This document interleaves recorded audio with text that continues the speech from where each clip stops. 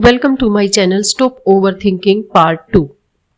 पिछले पार्ट में हमने जाना कि ओवरथिंकिंग किस तरह से इंसान को घेर लेती है। चाहे आप इसे चिंता की बजाय पैशन कहिए, लेकिन ओवरथिंकिंग किसी भी तरह से हमारी मदद नहीं करती। ओवरथिंकिंग खुद बढ़ती जाती है, जिसे बेकार के ख्याल आने लगते हैं। और इस तरह से हम पता लगा सकते हैं कि आप ओवरथिंकिंग कर रहे हैं, जिसमें कि सबसे पहले तो आप अक्सर अपने विचारों के बारे में पल पल सोचते रहते हैं। अपने विचारों को नियंत्रित करने के लिए कड़ी मेहनत करते हैं। अपने विचारों के बारे में सोचते हुए अक्सर महसूस करते हैं कि कुछ विचार आपको पसंद ही नहीं है। आपके लिए सोचना अक्सर प्रतिस्पर्धी संघर्ष यानी कि कॉम्पिटिटिव स्ट्रगल जैसा लगता है। आप अक्सर अपने विचारों पर सवाल उठाते हैं, शक करते हैं और उनका एनालिसिस करते हैं या निष्कर्ष निकालते हैं। मुश्किलों में आप अक्सर अपने आप को और अपने विचारों को समस्या का सोर्स मान लेते हैं और आपको निर्णय लेने में परेशानी होती है और अक्सर आप जो विकल्प चुनते हैं उस पर शक करते हैं। आप खुद को बार बार नकारात्मक विचारों में उलझा हुआ मानते हैं। कभी कभी आपको ऐसा लगता है कि आप किसी विचार पर बार बार लौटने से खुद को नहीं रोक सकते, भले ही वो ऐसा हो जिसके बारे में असल जिंदगी में कुछ नहीं किया जा सकता। आप देखेंगे कि इनमें से कुछ निश्चित रूप से अच्छी क्वालिटीज हैं। ज्यादातर जागरूकता से सोचने की शक्ति विकसित होती है, लेकिन रनिंग थिंकिंग पर सवाल उठाने से आप बेहतर निर्णय ले पाते हैं। सोच एक अमेजिंग गिफ्ट है भगवान की दी हुई इंसान को। हमारी अपनी सोच को रोकने, विश्लेषण करने और पूछताछ करने की क्षमता यकीनन मानवता की सबसे बड़ी क्वालिटी है और हमारी कई सफलताओं का कारण भी है। सोचना कुछ बुरा नहीं है। हमारा दिमाग इसके लिए भगवान से मिला एक अनोखा टूल है, लेकिन जब हम जरूरत से ज्यादा सोचते हैं तो इसकी शक्ति को कमजोर करते हैं। इस किताब में चैप्टर नंबर 3 की बात करें तो इसमें आती है तनाव की वजह। तनाव के आमतौर पर ये कारण होते हैं, जैसे लोग अक्सर पैसे, काम, परिवार, संबंध, बढ़ती उम्र या तनावपूर्ण लाइफ इंसिडेंट्स के कारण परेशान रहते हैं। बाहर किसी के पास अच्छी मटेरियलिस्टिक चीज देखकर उसे पाने की इच्छा में तनाव हो जाता है, और काम का प्रेशर, बच्चों की डिमांड और संबंधों में इमोशनल स्पार्क ना होना, नकारात्मक खबरें सुनना। पॉलिटिक्स भी दो तरह की होती है, एक तो सकारात्मक और दूसरी होती है नकारात्मक पॉलिटिक्स। सकारात्मक जिसमें देश की तरक्की की बातें होती हैं, और नकारात्मक जिसमें किसी दूसरे को नुकसान पहुंचाने की बातें होती हैं। नकारात्मक पॉलिटिक्स पर बातें करने से तनाव बढ़ता है। नींद की कमी और बहुत ज्यादा जंक फूड खाना, वो दर्दनाक यादें जो अतीत में आपके साथ हुई उन्हें याद करना, और आपका कम बैंक बैलेंस, ये सारी तनाव की मेन वजह है। इसके अलावा जिस माहौल में आप ज्यादातर समय बिताते हैं वह भी दिमाग पर काफी असर डालता है, जैसे आपके घर और ऑफिस का माहौल। इसके लिए अपने तनाव को दूर करने के लिए सलाह के रूप में आपने सुना होगा कि अपना कमरा साफ रखें। अनऑर्गेनाइज्ड माहौल, चाहे वो घर हो या ऑफिस में, आमतौर पर चिंता का एक महत्वपूर्ण कारण है और यह अवचेतन आपके दिमाग पर प्रभाव डालता है। लाइट की क्वालिटी और आपके कॉन्टैक्ट में आने वाली स्मेल और आवाज, दीवारों के रंग और उनके साथ इन जगहों पर रहने वाले लोग, इन जैसी चीजें तनाव और खुशी के लेवल को प्रभावित करते हैं। अब आता है चैप्टर नंबर 4, जिसमें है ओवरथिंकिंग के परिणाम। क्या आपको जेम्स याद है? हमने सिर्फ कुछ समय के लिए उसके दिमाग पर एक नजर डाली, लेकिन कल्पना कीजिए कि वो 24/7 ऐसा करता है। हालांकि हम जानते हैं कि ये फायदेमंद नहीं है, फिर भी ज्यादातर लोग चिंता और ओवरथिंकिंग को नुकसानदायक नहीं मानते। वो सोचते हैं कि चिंता भी सिर्फ एक विचार है, जबकि ऐसा नहीं है। चिंता एक फिजिकल, मेंटल, साइकोलॉजिकल और सोशल और यहां तक कि स्पिरिचुअल घटना है। लाइफ का कोई भी ऐसा पहलू नहीं जिस पर ओवरथिंकिंग का असर ना होता हो। जब आपको खतरा महसूस होता है तो आपका HPA एक्सिस और एड्रेनल एक्टिव हो जाता है। आपका दिमाग न्यूरोट्रांसमीटर और हार्मोन ट्रिगर करता है ताकि शरीर पर प्रभाव पड़े और आप खतरे से लड़ने या बचने के लिए तैयार हो जाएं। फिजिकल इफेक्ट में लॉन्ग टर्म और शॉर्ट टर्म दोनों तरह से शरीर पर खराब असर होता है, जैसे कि तेज सिर दर्द, न्यूसिया, मसल टेंशन, थकान, ड्राई माउथ, चक्कर आना, ब्रीदिंग रेट का बढ़ जाना, मसल्स पेन, कांपना, पसीना आना, डाइजेशन में परेशानी, इम्यून सिस्टम और मेमोरी पावर का कमजोर होना। हमारे शरीर को ज्यादा तनाव को सिर्फ कुछ समय तक सहन करने के लिए डिजाइन किया गया है भगवान ने, लेकिन लंबे समय तक स्ट्रेस, हार्ट की बीमारी, नींद में कमी, हार्मोनल डिसरेगुलेशन जैसे स्वास्थ्य समस्याओं का कारण बन सकता है। मेंटल और साइकोलॉजिकल लेवल पर घबराहट, थकावट, चिड़चिड़ापन, ध्यान केंद्रित करने में परेशानी, मोटिवेशन की कमी, सेक्सुअल डिजायर और भूख में बदलाव, बुरे सपने, डिप्रेशन, नियंत्रण से बाहर महसूस करना और जीवन के लिए डिसइंटरेस्ट होने लगता है। इसके अलावा टेंशन, नकारात्मक सोच घातक सेल्फ टॉक को मजबूत करती है और हमारे कॉन्फिडेंस को कम करती है।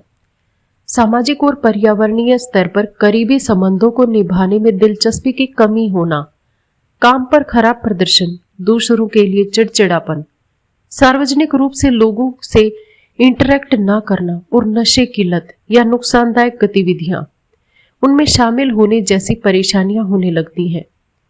जो इंसान लगातार तनाव में रहता है वह जीवन में मीनिंग और खुशी को खोना शुरू कर देता है। वो जीवन के लिए प्लान बनाना बंद कर देता है, दूसरों के चैरिटी वाले काम नहीं कर पाता और सबसे जरूरी जीवन के लिए अपना जीने का मोटिवेशन खो देता है। अगर आप लगातार ज्यादा सोचते हैं तो आपके शरीर में कोर्टिसोल और दूसरे तनाव हार्मोन बढ़कर आपको परेशान करने लगेंगे, आपको और भी ज्यादा सोचने पर मजबूर करने लगेंगे, जिससे तनाव बढ़ सकता है और आपके अपने और अपने जीवन के बारे में महसूस करने के तरीके में बहुत बड़ा बदलाव आ सकता है। तब आप अपने लिए गलत विकल्प चुन सकते हैं, जैसे देर तक जागना, खराब खाना खाना या चुप रहना। जब हम जरूरत से ज्यादा सोचते हैं तो मामूली चिंता को ज्यादा नकारात्मक बना देते हैं, इसे चिंता के जाल में फंस जाते हैं और एक बुरी आदत को मजबूत कर लेते हैं, जिसका जीवन, दिमाग और शरीर और आत्मा के हर पहलू पर खराब असर पड़ता है। हम सभी के सोचने और उसे एनालिसिस करने के तरीके अलग अलग होते हैं, लेकिन जिस पहलू पर हमारा सबसे ज्यादा नियंत्रण है वो ये है कि हम अपने अनुभवों को एनालिसिस कैसे करते हैं और आगे बढ़ते हैं। अभ्यास के साथ आप भी अपने दिमाग को अपने पक्ष में काम करने और चीजों को अलग ढंग से देखने और लगातार चिंता का विरोध करने के लिए तैयार कर सकते हैं। आगे चैप्टर 5 में लेखक तनाव प्रबंधक के 4 मेथड्स बताते हैं। ओवरथिंकिंग के तूफान में ये मेथड्स एक जीवन सेफ्टी बोट की तरह हैं। ये मेथड्स हैं अवॉइड, अल्टर, एक्सेप्ट और अडेप्ट। जीवन के हर तनाव से डील करने में यही 4 मेथड्स काम आते हैं। अवॉइड तो सबसे पहली चीज है। ये सुनने में आसान लगता है, लेकिन जीवन में बहुत सी परेशानियां हैं जिनसे आप आसानी से दूर नहीं जा सकते। हम जीवन में हर चीज को नियंत्रित नहीं कर सकते, लेकिन आप अपनी शर्तों को प्रबंध कर सकते हैं ताकि आपको तनावपूर्ण माहौल में या तनावपूर्ण लोगों के साथ ना रहना पड़े। इस बारे में सोचें कि आपके आसपास के माहौल में आप किससे तनावपूर्ण हो रहे हैं और आप इसे कैसे नियंत्रित कर सकते हैं या पूरी तरह से दूर कर सकते हैं। इसके लिए कुछ इस तरह से कर सकते हैं। मान लें कि सैटरडे को रिटेल आउटलेट में बहुत भीड़ होती है, तो आप अपनी शॉपिंग के समय को कम भीड़ वाले समय के लिए रीशेड्यूल कर सकते हैं ताकि आप अपनी वीकली शॉपिंग सबसे शांत समय पर कर सकें। इस तरह अगर आप इसे टाल देते हैं तो बिजी सुपरमार्केट के तनाव को नियंत्रित करने की कोई जरूरत ही नहीं होती। ठीक इसी तरह आप तनावपूर्ण लोगों से भी बच सकते हैं। अगर आपको लगता है कि जब आपकी फैमिली हॉलीडेज के समय आपके साथ रहने आती है तो आपका तनाव बढ़ जाता है, तो उन्हें पास के किसी रूम में ठहराने का तरीका ढूंढें या ऐसे किसी भी गतिविधि की प्लानिंग करने से बचें जहां आप घंटों तक कमरे में एक साथ अकेले हों और आपके पास एक दूसरे को तनाव देने के अलावा कोई काम ना हो। जब आप तनाव से बचते हैं तो जिम्मेदारियों से भाग नहीं रहे होते या असल समस्याओं से इनकार नहीं कर रहे होते। आप बस उस तनाव को नहीं कहना सीख रहे हैं जो अनावश्यक और नुकसानदायक है। आप उन स्थितियों और लोगों को हमेशा ना कह सकते हैं जो आपके रिसोर्सेज से बहुत ज्यादा डिमांड करते हैं। वे रिसोर्सेज मेंटल एनर्जी, अटेंशन, पैसे और आपका समय हो सकते हैं। अगर जीवन में कोई चीज आपका सारा समय बर्बाद कर रही है तो उसे नो कहने से नहीं रुके। अगली चीज है अल्टर।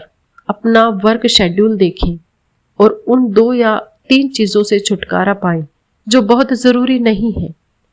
उसके लिए वो काम किसी और को सौंप दें या किसी और को जिम्मेदारी लेने दें। तो अगली बार जब आप किसी तनावपूर्ण स्थिति का सामना करेंगे तो आप अपने आप से पूछें कि क्या मैं इस पूरी चीज से बच सकता हूं। अगर आप कर सकते हैं तो करें, अगर ऐसा नहीं कर सकते तो उस स्थिति को बदलने के तरीके जरूर ढूंढें। आपके पास हमेशा दूसरों से अपना व्यवहार बदलने के लिए कहने का विकल्प होता है। उदाहरण के लिए, अगर बार बार आपके बाल आपके अनुसार नहीं काट रहा तो उन्हें ठीक से काटने के लिए कहें। चुपचाप परेशानी को सहने के बजाय अपनी जरूरतों और अनुभूतियों को सीधे कम्युनिकेट करें। अगर आप अपने दोस्तों को साफ साफ यह नहीं बताते कि उनके बेवकूफी वाले चुटकुले आपको ठेस पहुंचाते हैं, तो चुपचाप बैठकर उसे सुनने की बजाय उसे ये बताएं कि आप कैसा महसूस करते हैं और उसे रुकने के लिए कहें। हम जीवन में हर तनाव से बच नहीं सकते हैं, लेकिन ये घटनाएं कैसी होती हैं इसमें हमारा ही योगदान होता है। स्ट्रेस कम करने के लिए लोगों से बात करें। इसके अलावा अगर आप उस स्थिति को नहीं टाल सकते तो उस समय को पास करते हुए तनाव टालने का तरीका अपनाएं। उदाहरण के लिए, अगर सैटरडे को ही स्टोर पर जा सकते हैं तो उसके अलावा समय नहीं मिल पाता तो अपने फोन पर हमारी ऑडियो बुक चलाएं और शॉपिंग करते समय इसे सुनें। अगर आप किसी बोरिंग पार्टी में जाने को टाल नहीं सकते तो जाएं, लेकिन शुरुआत में क्लियरली कह दें कि दुर्भाग्यवश मुझे 1 घंटे में जाना होगा। और इस तरह जिस तनाव से आप नहीं बच सकते तो अपने आप से पूछे कि आप इसे बदलने के लिए क्या कर सकते हैं। अगर आपका जवाब ज्यादातर ना है तो आपको 1 कदम आगे बढ़कर इसे स्वीकार करने की जरूरत होगी। तीसरी चीज है एक्सेप्ट। सबसे पहले अगर आप किसी चीज को नापसंद करते हैं तो इस बारे में क्लियर रहे। स्वीकारना का मतलब दिखावा करना नहीं होता। आप वैसा महसूस नहीं करते जैसा आप सच में महसूस कर रहे हैं, बल्कि वही दिखाना है जो आप सच में महसूस कर रहे हैं। उदाहरण के लिए, आपके पार्टनर ने रिसेंटली मैसेज के द्वारा आपसे संबंध तोड़ लिया और आप उसके इस निर्णय के बारे में बहुत कुछ नहीं कर सकते हो, तो अपनी अनुभूति को शेयर करने के लिए किसी दोस्त को फोन करके स्थिति को स्वीकार करने पर काम कर सकते हैं। आज की वीडियो में इतना ही। मिलते हैं अगली वीडियो में एक नए विषय के साथ। तब तक के लिए खुश रहें। Thanks to all, thanks for watching. अगर वीडियोज अच्छी लगे तो प्लीज चैनल को सब्सक्राइब करना ना भूलें। Thank you.